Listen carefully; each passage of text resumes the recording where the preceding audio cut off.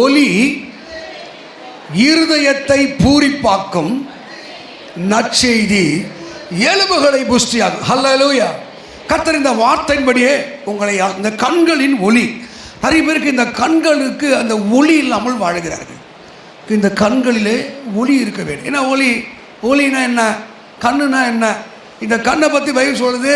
மத்தேயு 6ஆம் அதிகாரத்தில் 22 சொல்லுது, உன் கண் தெளிவாக இருந்தால் உன் சரீரம் முழுவதும் வெளிச்சமாக இருக்கும். என்ன பார், உன் கண்ணு கெட்டதாக இருந்தால் உன் சரீரம் முழுவதும் இருளாக இருக்கும்.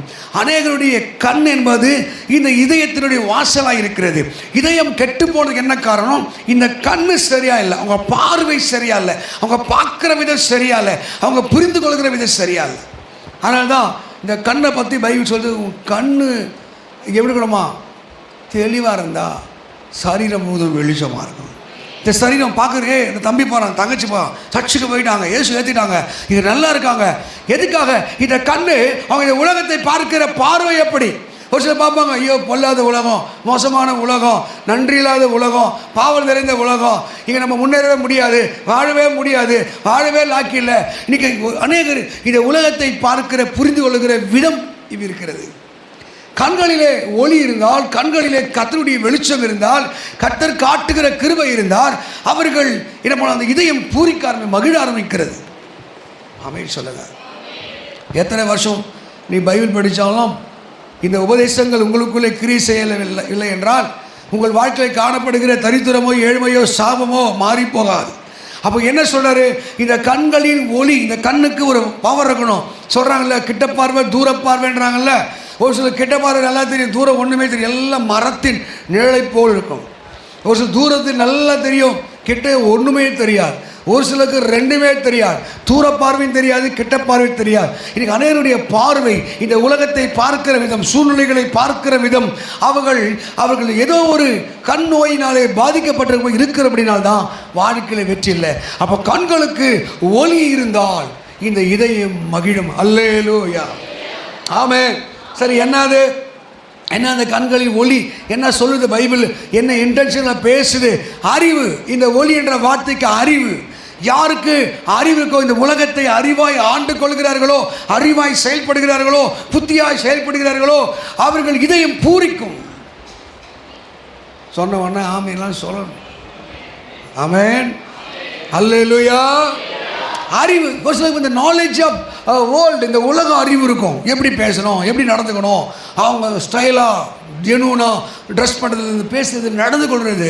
ஆனால் அதிகப்படியான மக்களுக்கு என்ன இல்லை? இறை ஞானம் இல்லை, இறைவனை அறிந்து கொள்கிற ஞானம் இல்லை, இறைவனை அறிகிற அறிவு இல்லை. நீதிமொழிகள் 9:10 சொல்லுது, கர்த்தருக்கு பயப்படுகிற ஞானத்தின் ஆரம்பம் பரிசுத்தரின் அறிவே அறிவு. அந்த நாலேஜ் ஆஃப் காட் எப்போ யாருக்கு வருதோ அவர்கள் இந்த பூமியிலே பூரித்து போகக்கூடிய அளவுக்கு அவங்க வாழ்க்கை மாறும். ஆமென். அறிவு பெருத்தவன் நோவு பெருத்தவன் போட்டிருக்கு. இந்த உலக அறிவை பற்றி பேசும்போது 1 கொரிந்தியர் 8:1 சொல்லுது, என்னவா? அறிவு ஈருமாப்பு உண்டாகும். நான் 3 டிகிரி படிச்சிருக்கேன், நான் அரசாங்கத்தில் வேலை செய்கிறேன், எங்கள் சொந்தக்காரெலாம் ரொம்ப பெரியவங்க, படிச்சிருக்கேன் என்ற அறிவு இருக்கும். ஆனால் அது இருமாப்பாக இருக்கக்கூடாது. அல்லேலூயா, அல்லேலூயா. இந்த நாலேஜ் யாருக்குள்ள, அந்த நாலேஜ் அவுட் டு லிவ், இந்த உலகத்தை எப்படி வாழணும், எப்படி வாழ்வதற்கு வழியை தேவன் ஏற்படுத்தியிருக்கிறார்.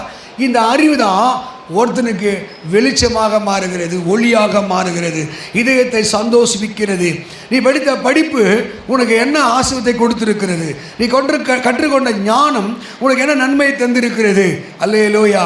அதை தான் வேதம் சொல்லுகிறது, கண்களின் ஒளி அது இதயத்தை அது பூரிப்பாங்க. 60 வாசிக்கும் போது உன் இதயம் அதிசயப்பட்டு பூரிக்கும். எப்போ பூரிக்கும்? அறிவு உள்ளவனாய், பலன் உள்ளவனாய் நீ எப்போ மாறுகிறாயோ உன் வாழ்க்கை அதிசயப்பட்டு பூரிக்கும். ஆமென். அறிவு சரியாக பயன்படுத்துகிறவன், அறிவின்படி வாழ்கிறவன் இந்த பூமியிலே அவன் ஆசீர்வாதத்தை அவன் உடையவனாய் மாறுகிறான். அல்லேலூயா. ஒரு சிலருக்கு 10 வருஷம் ஆனாலும் சமைக்க தெரியாது, 10 வருஷம் ட்ரெஸ்ஸு கொடுத்த தெரியாது, 10 வருஷம் வீட்டை சுத்தமாக வச்சுக்க தெரியாது, 10 வருஷம் ஆனாலும் அந்த விஷயத்தை எப்படி டீல் பண்ணணும்னு தெரியாது, 10 வருஷம் ஆனாலும் ஒரு குடும்பத்தை கற்றுக்க தெரியுமா? ஒருத்தர் குடும்ப வாழ்க்கையில் தோற்று போயிட்டாங்க, ஒரு கல்யாணம் ஆகி அவங்க குடும்ப வாழ்க்கையில் தோற்று போயிட்டாங்க. அதை பார்த்த உடனே நம்ம என்ன பண்ணோம்? புளியை பார்த்து பூனை சூடு போட மாதிரி நமக்கு ஒரு அறிவு வரணும், நம்ம அப்படி வாழக்கூடாது, இதை எப்படி நம்ம சமாளிக்கிறது அறிவை பெற்றிருக்க வேண்டும். ரெண்டாவது, இந்த கண்களின் ஒளிக்கு இன்னொரு அர்த்தம் என்றால் புரிதல். முதல்ல நோயிங், இல்லைன்னா நாலேஜ்.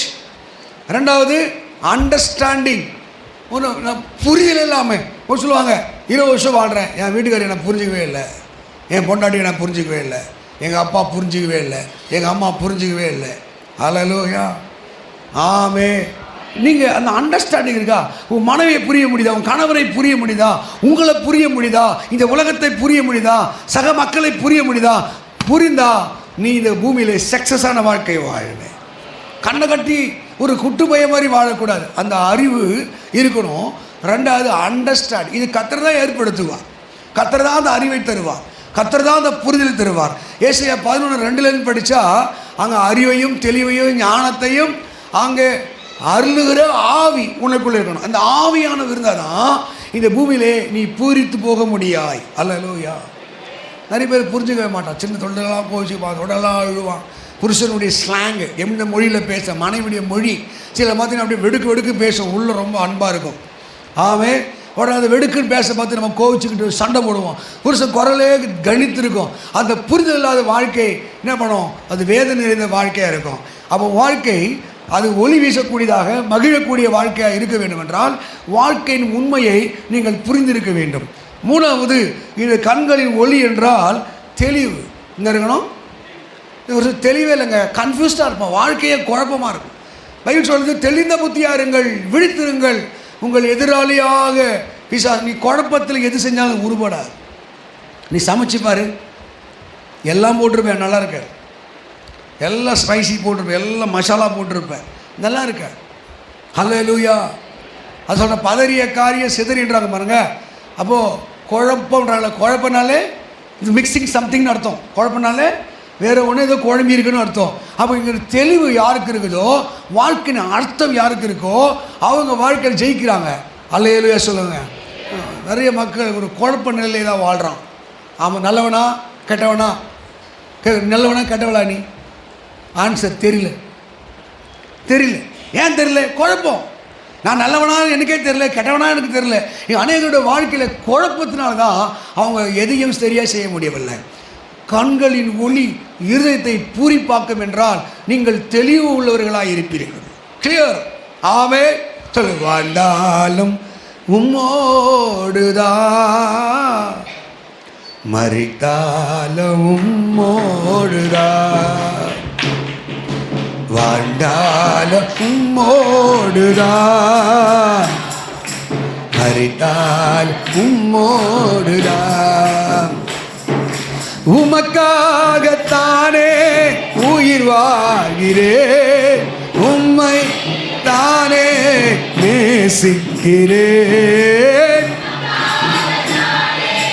உயிர் வாழ்கிறேன், உம்மை தானே நேசிக்கிறேன்.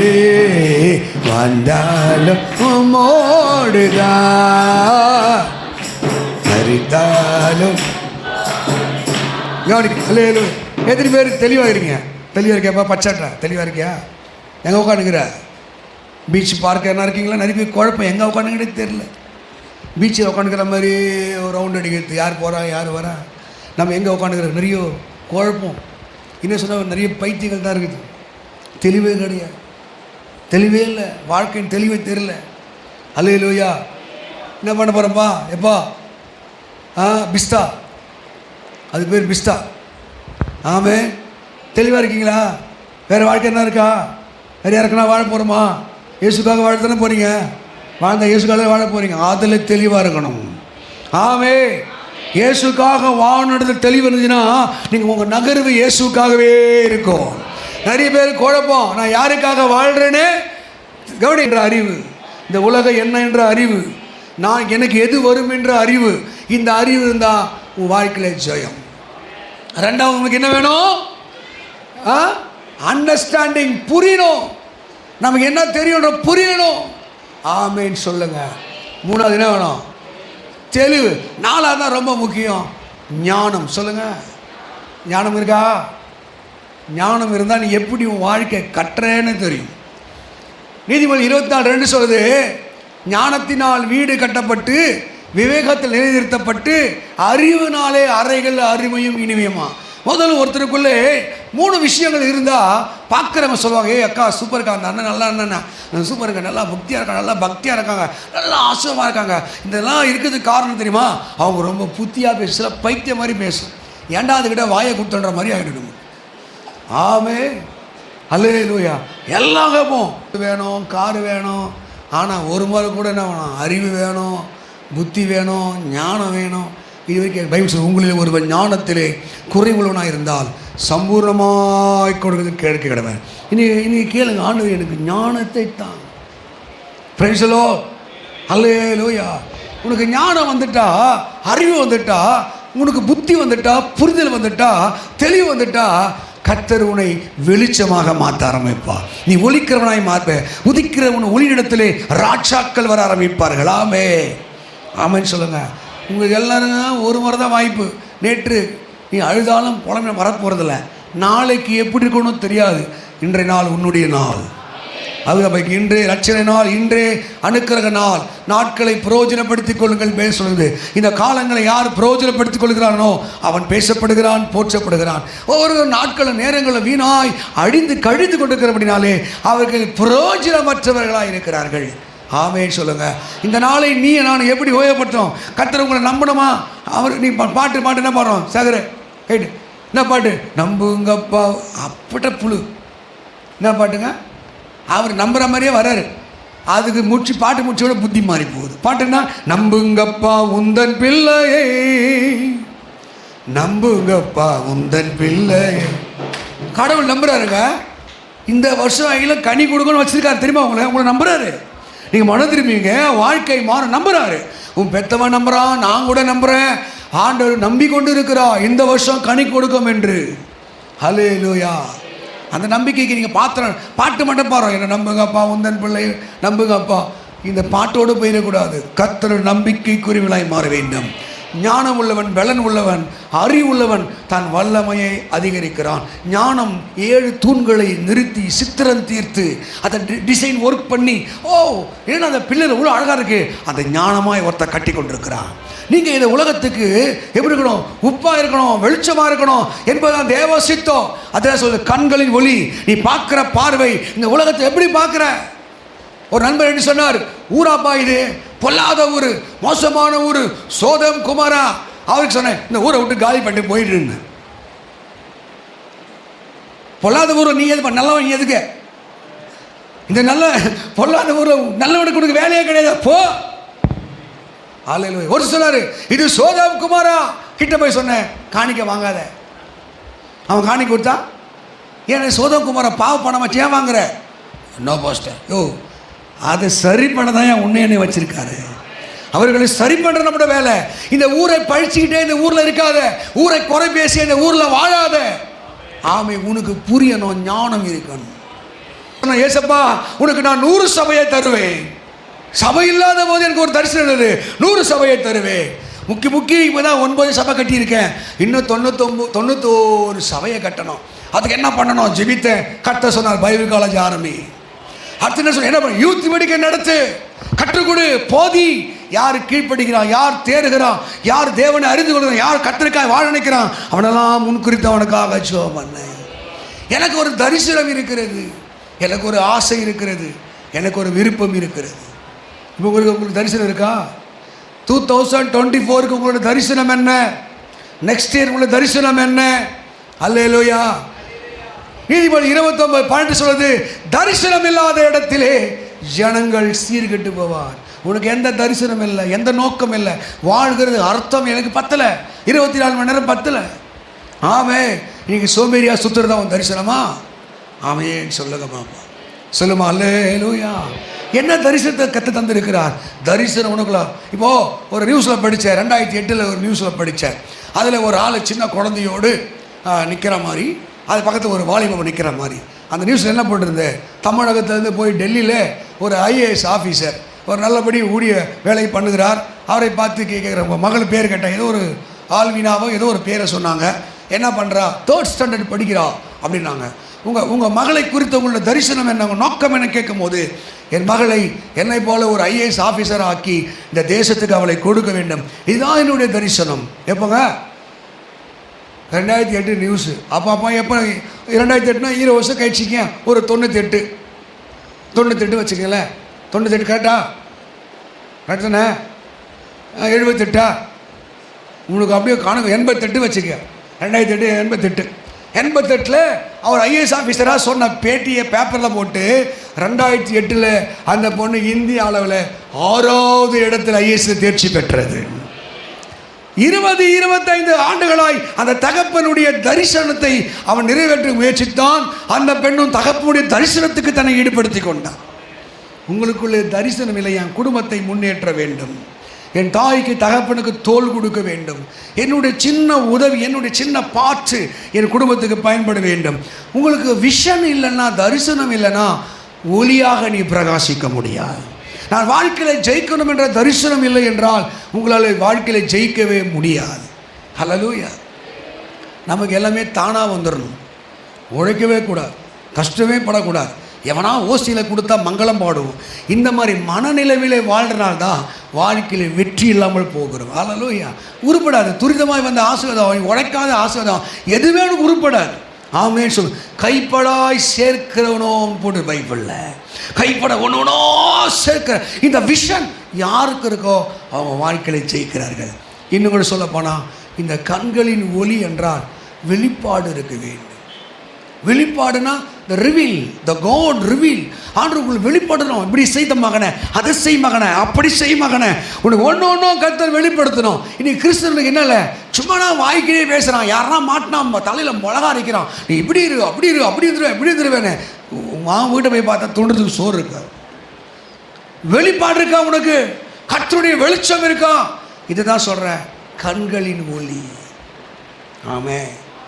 ஒரு 5-6 வருஷத்துக்கு முன்னாடி இந்த மணவாள் நகரில் ஒரு பாப்பா வந்துச்சு, திருமணி பாப்பா வந்து சொல்லி, பாஸ்டர் இந்த மாதிரி நான் வீடு கட்டுறேன், இன்றைக்கி வந்து வீடு பிரதிஷ்டை பண்ணணும். அது சண்டே கிளாஸ் வந்து கொஞ்ச நாள் சர்ச்சில் இருந்து இந்து பையனை கல்யாணம் பண்ணி போயிடுச்சு.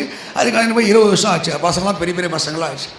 சரி, என்னை கூப்பிடுச்சு, ஃபோனில் பேசுது. நானே வந்துடுறேன், நானும் என் மனைவி போன உடனே அந்த பாப்பா என்னை பார்த்த உடனே எங்கேயும் போல என் பக்கத்தில் உட்காந்துருச்சு.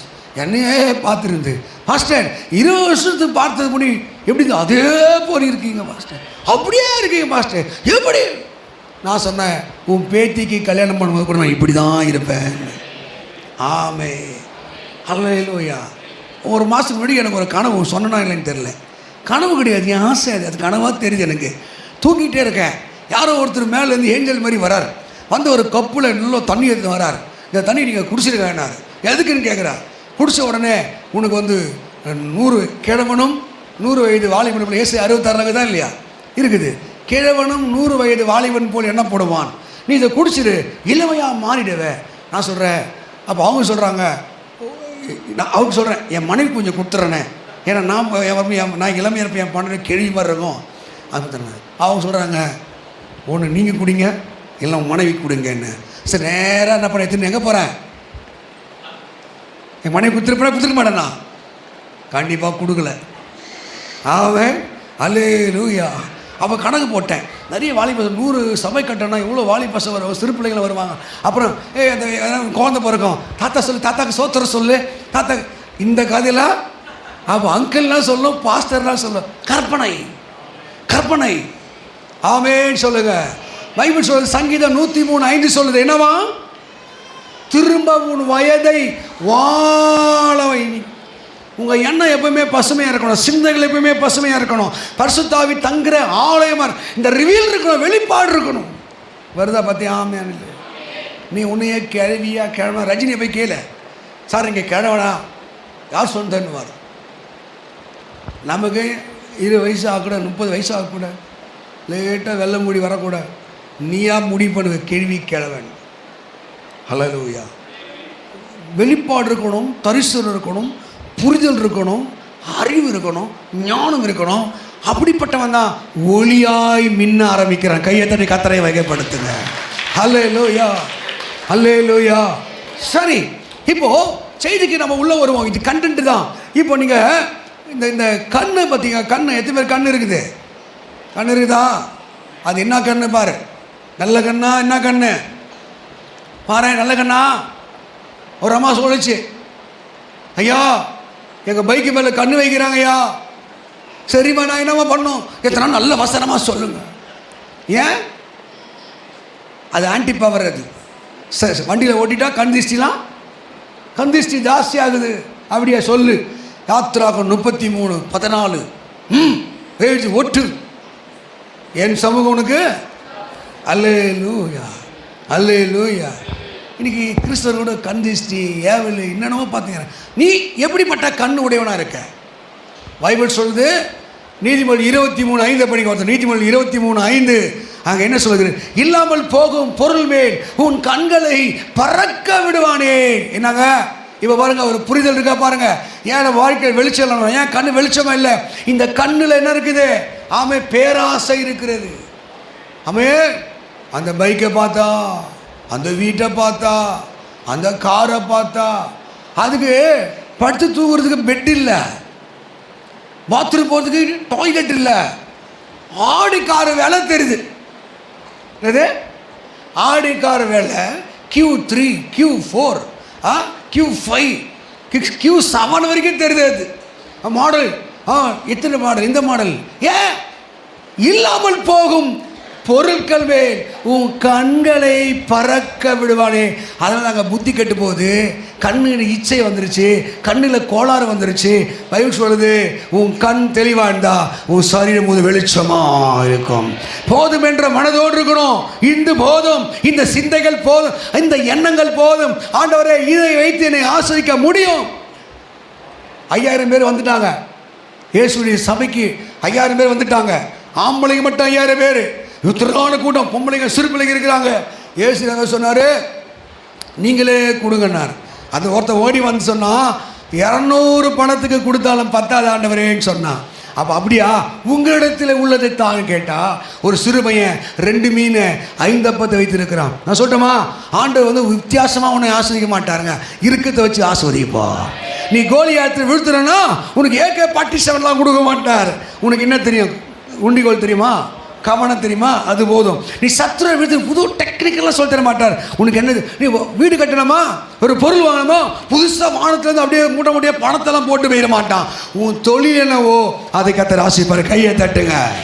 ஆண்டவருக்கு நியூ டெக்னிக்கெல்லாம் தேவையில்லை, புது மெத்தடெல்லாம் தேவையில்லை, இருக்கிறபடியே உடைய ஆஸ்வதிப்பா.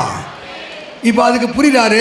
2 ராஜாக்கள் 3:17 சொல்லுது, இது கர்த்தரின் பார்வைக்கு அற்ப காரியம். என்ன அற்ப காரியம்? நீ காற்றையும் காண மாட்டேன், மழையும் பார்க்க மாட்டேன், இந்த பள்ளத்தாக்கெங்கோ உன்னை உயர்த்துறதுக்கு நியூ என்னது மூலப்பொருள் தேவையில்லைங்க. மூலப்பொருள் இது இந்த தான் தேவையில்லை. கர்த்தர் உன்னை ஆஸ்வதிக்க முடிவு பண்ணினா அவர் கண்டிப்பாக உன்னை ஆசீர்வதிப்பா.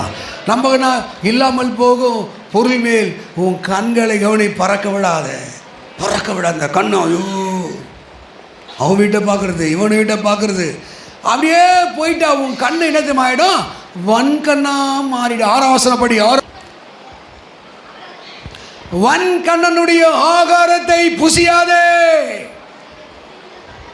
இச்சிக்காதே. ஐயோ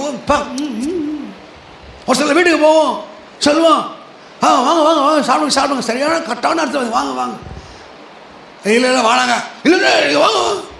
நம்ம அதை நம்பிடுவோம். அது சும்மா ஏமாத்து வேலை. இல்லை நம்பிட்டு போய் சாப்பிட்டா மனசில் திட்டுவான். சும்மா பேச்சு சொன்ன அப்படியே உக்காண்டாம்பா. வன்கண்ணுடைய ஆகாரத்தை புசியாதே, அவன் ருசி உள்ள பதார்த்தங்களை இச்சியாதே. புசியும் பானம் உன்னோடு சொல்லுவான், ஆனா அவன் மனசும் கூட இருக்காது. அல்லேலூயா ஆமே. அடுத்த கண்ணு இல்லாம போகும் பொருளுக்கு கண்ணு கொஞ்சம் பறக்க விட்டினா இந்த கண்ணு கெட்டு போயிடும், வன்கண்ணா மாறிடும். யாரும் நல்லா போகக்கூடாது. ஒரு 2 ஜோடி நல்லா தான் கண்ணு வைக்கும். எனக்கு வந்து நான் பாருங்க சரியான சப்பை, புருஷனை சொல்லு சப்பை, அந்த பொண்ணு நல்லா இருந்தா எனக்கு வந்துக்கிற ஒரு எருமை மாடு. ஆமே. திருப்தி இல்லாத வாழ்க்கை, சந்தோஷம் இல்லாத வாழ்க்கை வன்கண்ணா மாறிடும். ஒருத்தர் காரில் போகக்கூடாது, பைக்கில் போகக்கூடாது, ஒருத்தர் வீடு கட்டக்கூடாது. இவன் கண்ணு சரியாகவே இருக்க, குறை பேசிகிட்டே இருப்பான், வன்கண்ணாய் மாறி. அதுதான் உன் கண்ணு எப்படி இருக்கணும்? எப்படி இருக்கணும்? தெளிவாக இருக்கணும். உன் கண் தெளிவாக இருந்தா உன் சரீரம் முழுதும் எப்படி இருக்குமா? வெளிச்சமாக இருக்கு. அல்லேலூயா. அதே நீதிமொழிகள் 23 கடைசியாக பார்த்தா, யாருக்கு வேதனை, யாருக்கு ரத்தம் கலங்கின கண்கள், மதுபானம் இருக்கும் இடத்திலே தங்கி தாபரிப்பவர்களுக்கு. நிறைய கண்ணை ரத்தம் அடியும், வேதனை வரும். ஏன்? கண்ணுக்குன்னா இல்லை, தயவு சொல்ல உன் கண்ணுக்கு கழிக்கம் போடு. உன் கண்ணு கெட்டு போயிருக்கு, கழிக்கம் போடு. கழிக்கமாக தேவ வார்த்தை, கழிக்கமாக அபிஷேகம், கழிக்கமாக சத்தியம், கழிக்கமாக ஜெபம் பண்ணாதா உன் கண்ணு தெரியும், புத்தி தெரியும். இதுதான் பேலாயாம் என்னாக 24 சொல்லுகிறான். கண் திறக்கப்பட்டவன் விளம்புகிறவன். நிறைய பேர் கண்ணு மந்தமாக இருக்கும், இருளாக இருக்கும், இச்சையாக இருக்கும், பாவமாக இருக்கும். ஹல்லேலூயா. போடுகா, பைபிள் போடுகா. 1 நீ 11 படித்தா, கண்களின் இச்சை. எதை பார்த்தாலும் இச்சையாகவே பார்ப்பான், எதை பார்த்தாலும் காமமாக பார்ப்பான், எதை பார்த்தாலும் பாவமாக பார்ப்பான். ஹல்லேலூயா. இச்சை என்றால் என்ன தெரியுமா? எனக்கு உரிமை இல்லாத ஒன்று மேல் வைக்கும் விருப்பம், ஆசை. எனக்கு சொந்தம் இல்லாத ஒன்றை நான் விரும்புகிறது பேரு இச்சை. ஹல்லேலூயா. அப்போ உன் கண்ணு கெட்டு போச்சுன்னா உன் சரீரம் கெட்டு போயிடும். அதுக்கு பிரசங்கி பதில் சொல்றாரு, உன் கண்ணின் காட்சியிலே நட. செல்ஃபோனா பாரு பாரு பாரு, டிவியா பாரு பாரு பாரு, அது உன்னை நியாயத்திலே வந்து கொண்டு வந்து நிறுத்தும். யோபு சொல்லுகிறார், என் கண்ணோடு உடன்படிக்கை பண்ணின நான் ஒரு கன்னிகை மீது நினைப்பாயிருப்பது எப்படி? என் கண்ணோடு உடன் பண்ண என் மனைவியை தவிர நான் யாரையும் பார்க்கணும். இன்னைக்கு எல்லாம் கண்ணு நான் பார்த்தேன். நான் சொன்னது மேய்துன்னு நீ சொன்ன மேய்தான். ஆமே. உங்கள் கண்ணு பரிசுத்தமாக இருந்தால் உங்கள் பார்க்கறதெல்லாம் பரிசுத்தமாக இருக்கும். தீத்து 1 சொல்கிற பாஞ்சி ஒருத்தனுடைய படிக்கல, பாஞ்சி படிக்கல. என்ன சொல்கிறது? தீத்து 1 அதிகாரம் 15 வசனம், சுத்தம் உள்ளவனுக்கு சகலமும் சுத்தமாக இருக்குமா, சுத்தமும் அவிசுவாசம் இல்லாதவனுக்கு சகலமும் அசுத்தமாக இருக்கும். உன் கண்ணு பரிசுத்தமாக இருந்தா, உன் பார்வை பரிசுத்தமாக இருந்தா சொல்லுங்க அல்லேலூயா. நல்லா சொல்லுங்க அல்லேலூயா. தேவ மக்களே, இந்த இடத்த விட்டு போகும்போது உன் கண்ணோடு உடன்படிக்கை பண்ணு. பக்கத்து வீட்டு அத்தையும் இத்தையும் பார்க்குதா, உன் கண் எப்படி கெட்டு போயிருக்கா, உன் சரீரம் கெட்டு போயிடுன்ற மறந்து போகாத. ஆமாம், நம்ம கண் எப்படிப்பட்ட கண்ணாக இருக்கணும்? பயிர் சொல்லுதா, இந்த கண் கருணை கண்ணாக இருக்க வேண்டும். எப்படி இருக்கணுங்க? எப்படி இருக்கணும்? ஐயோ பாவம். இப்போ அப்படிலாம் இல்லை, வீடியோ எடுக்கிறான். என்ன எடுக்கிறான்? வீடியோ எடுக்கிறான். வீடியோ எடுத்து அவன் துடிச்சிட்டு இருக்கிறான். வீடியோ இரக்கமில்லாதவர்களாய் மாறிட்டாங்க, கருணை இல்லாதவர்களாக மாறிட்டாங்க. நீதிமொழிகளை நீங்கள் வாசிக்கும் போது 22:9 சொல்லுது பாருங்க, கருணை கண்ணன் ஆசீர்வதிக்கப்படுவான். ஏழைக்கு இறங்குகிறவன் கர்த்தருக்கு கொடுக்குறான். தானியத்தை கட்டுகிறவர்கள் ஜனங்கள் வீட்டில் நிறைய காசு இருக்கும், 1 ரூபா கூட இல்லைன்னு பொய்யா பச்சையாக போடுவோம். ஆமே. நீ தானியத்தை கட்டக்கூடாது. ஏழைக்கு இறங்குறவன் கர்த்தருக்கு கடன் கொடுக்குறான். அதே நீதிமொழிகளில் நீங்கள் 28-27 படிங்க. நீதிமொழி 28-27 என்ன சொல்ல பாருங்க, தரித்திரனுக்கு கொடுக்கிறவன் அவன் தாட்சி அடையான். நீ ஏழைக்கு வந்து கேட்டால் கஷ்டம், திருப்பி கொடுக்க மாட்டான், அதை கொடுக்க மாட்டான்னா உனக்கு சாபம் தான் வரும். அல்லேலூயா. நல்லா நம்மளை பணக்காரன் ஒருத்தன் வசதியாக இருப்பான், அவன் ஏமாத்தம் தெரிஞ்சு கொடுப்போம். ஒரு ஏழை இல்லாத வந்து கேட்டா, பேன் உன் ஆகாரத்தை கொடுக்கணும். நல்லா பிரியாணி மீந்துச்சு, என்ன பண்ணுவ? ஃப்ரிட்ஜில் வச்சு சுட வச்சு அப்போ போய் வைப்பேன். எங்க அந்த புல்செட்டி மேட்டில் டாக்டருக்கு வச்சுட்டு வர பேதியாக போயிட்டு ஜாக்கிரதை. ஒரு பிடி சோறை கொடு, ஒன்றை கட்டி உபவாசம் இரு. அன்றைக்கி ஒரு 100 ரூபா சாப்பாடா, எங்கன்னா எவனோ தெரியாது 100 ரூபா போட்டு போ, இல்லைன்னா 10 பேருக்கு 10 ரூபா கொடு. ஆமே, இது புண்ணியம். எது பேர் புண்ணியம் சேர்த்து வச்சு புண்ணியமா சாபமா? கருணை கண்ணன் ஆசிரிக்கப்படுவோம். உன் கண்ணில் கருணை இருக்கணும், அதில் இரக்கம் இருக்கணும், தாழ்மை இருக்கணும். அதுக்கு பதிலாக இச்சை இருக்குதா, பாவம் இருக்குதா? ஜாக்கிரதை. கண்களின் ஒளி அது இருதயத்தை பூரிப்பாக்கும். உன் கண் எப்படிப்பட்ட கண்ணாக இருக்கிறது? இச்சை நிறைந்த கண்ணா, பாவம் நிறைந்த கண்ணா? இந்த செல்ஃபோனு திட்டு உள்ள செல்ஃபோனாக மாற்றிடாத.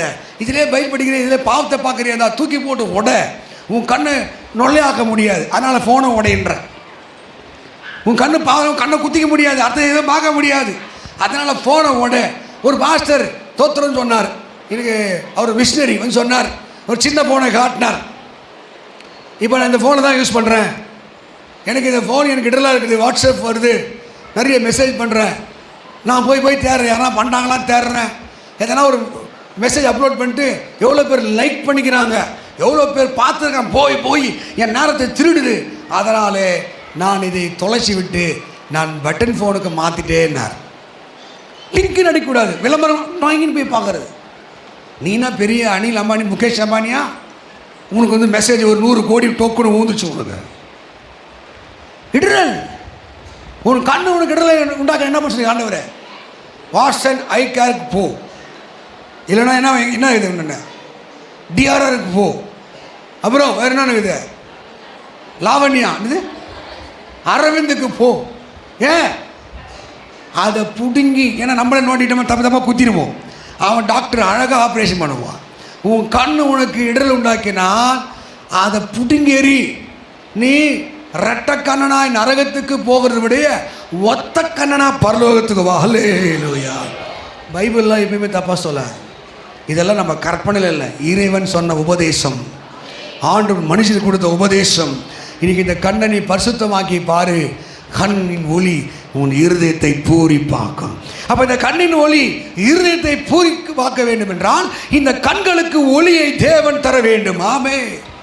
சங்கீதம் 27:1 படித்தா, சங்கீதம் 27:1 இந்த கண்களுக்கு ஒரு ஒளியை தேவன் தருவதாக வாக்கு பண்ணுகிறார். என்ன சொல்றது? சங்கீதம் 27:1, கர்த்தர் என் வெளிச்சமும் என் ரட்சிப்புமானவர். நான் யார் தான் வெளிச்சம்? யார் தான் வெளிச்சம்? உன்னை இருட்டிலே இருக்கியா?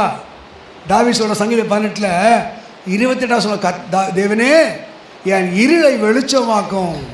நீ வெளிச்சமாக மாறணுமா? என் விளக்கை ஏற்றுங்கப்பா. உங்கள் விளக்கை ஏசப்பா ஏற்றுனா தான் நீ வெளிச்சமாக தெரிவ. கையை தட்டி கர்த்தரை சந்தோஷப்படுத்து. ஆமே. ஆண்டவர் உன்னை உயர்த்தல, நான் இப்படி தான் இருப்பேன்.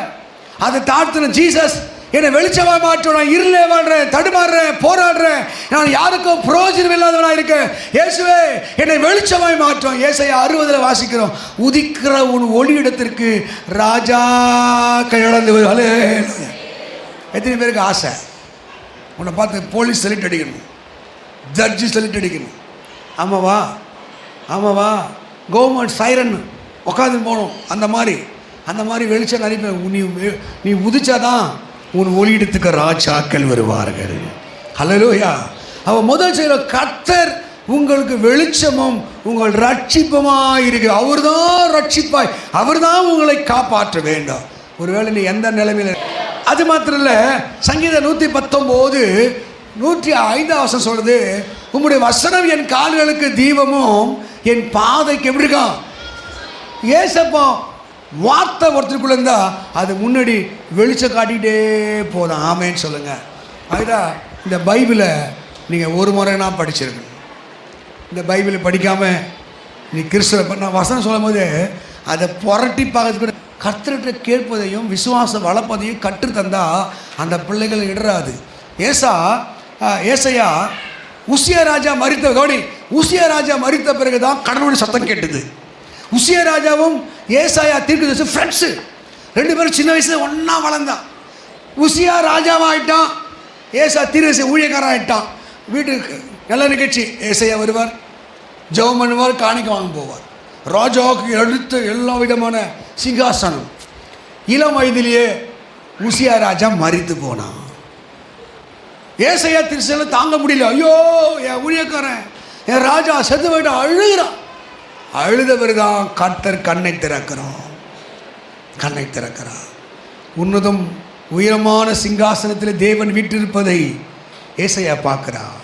கேருபீன்களும் சேராபீன்களும் இப்படி சொல்லுது, சேனையின் கர்த்தர் பரிசுத்தர் பரிசுத்தர் பரிசுத்தர். பார்த்த உடனே அவன் ஆழ ஆரம்பிச்சு, அடடா இவ்வளோ நேரம் இந்த தெய்வத்தை பார்க்கலையே, நான் ராஜனையே நம்பியிருந்தேனே. அல்ல உன்னதமான தேவனை என் கண்கள் கண்டதே என்று சொல்லி அவன் தன்னை தாழ்த்துகிறான். அப்போ தான் ஒரு குரட்டாலை, ஒரு நெருப்பு வந்து அவன் நாவை தொட்டு அவனை பரிசுத்தமாக்கினது. அந்த நாள் முதற்கொண்டு ஏசாயாவுடைய வாழ்க்கை மாறினது. அப்பா இருக்கலாம், அம்மா இருக்கலாம், எல்லாம் இருக்கலாம், நம்ம நோக்கி பார்க்கிற ஒருவர் இருக்கிறார். நம்ம நோக்கி பார்க்கிறவர் இருக்கிறார், அவர் மாறாதவராக இருக்கிறார். ஆமே சொல்லுங்க. ஆனால் அவர்கள் அவரை நோக்கி பார்த்து பிரகாசம் அடைந்தார்கள். அவருடைய முகம் என்ன பண்ணல? வெக்கப்பட்டு போகலை. உங்கள் புத்தியை குழப்பக்கூடிய